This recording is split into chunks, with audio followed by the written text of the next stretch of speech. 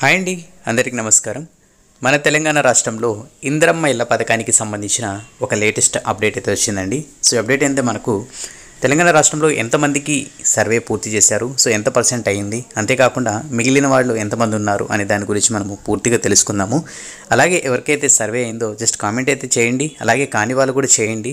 So చూద్దాము మీరు ఏ జిల్లాకు చెందిన వారు జస్ట్ అప్డేట్ చేశారనుకోండి. సో దీన్ని బట్టి మనకు ఏమైనా ఇన్ఫర్మేషన్ వచ్చినా కూడా తప్పకుండా మీ అందరికి తెలియజేస్తాను.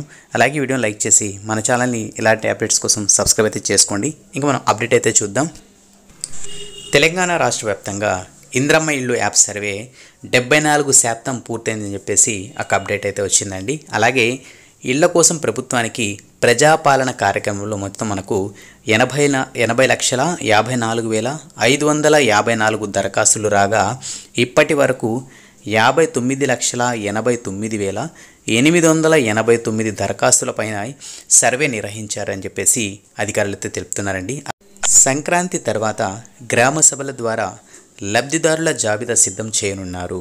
అలాగే ఈ జాబితా కలెక్టర్లు పరిశీలించాక ఇన్ఛార్జి మంత్రులకు పంపిస్తారు.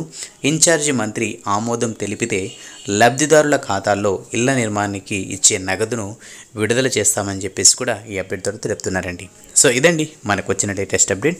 సో ఇందులో మనం చూసుకున్నట్టయితే ప్రజాపాలన ద్వారా అప్లై చేసుకున్న వాళ్లకు 74% సర్వే అనేది పూర్తి చేశారని చెప్పేసి చెప్తున్నారండి. అలాగే మిగిలిన ఎవరైతే ఉంటారో సో తప్పకుండా వాళ్ళ గ్రామాల్లో కానీ పట్టణాల్లో కానీ తప్పకుండా వాళ్ళకు కూడా కంప్లీట్ చేసి దీనికి సంబంధించిన ప్రాసెస్ అనేది కంటిన్యూ చేస్తారని చెప్పేసి కూడా అలాగే తెలుపుతున్నారండి. అదేవిధంగా దీంతోపాటు మనకు సంక్రాంతి తర్వాత గ్రామ సభలు నిర్వహించి లబ్ధిదారులను అయితే ఎంపిక చేయనున్నారండి. దాని తర్వాత వాళ్లకు ఎంపిక చేసిన తర్వాత సో కలెక్టర్ గారు వీళ్ళంతా మంత్రులు కూడా చెక్ చేసిన తర్వాత ఎవరైతే అర్హులు ఉన్నారో వాళ్ళ ఖాతాలో విడతల వారీగా డబ్బులైతే జమ చేయడం అయితే జరుగుతుందని చెప్పేసి కూడా చెప్తున్నారండి.